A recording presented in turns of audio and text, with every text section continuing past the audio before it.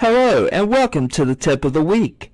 This week's topic is First Letters Navigation in Google Drive.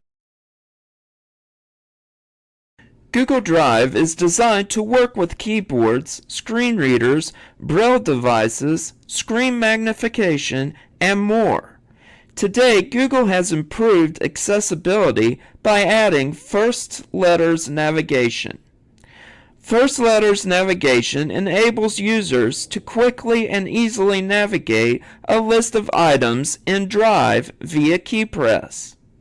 Users can move focus within a file list in Drive by pressing the first letters of the file name. Let's look at how to use First Letters Navigation.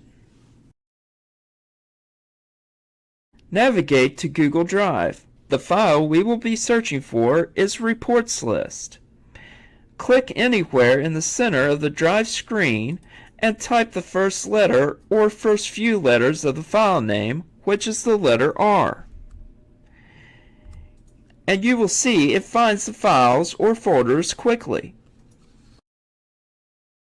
Do you have questions about using Google Workspace?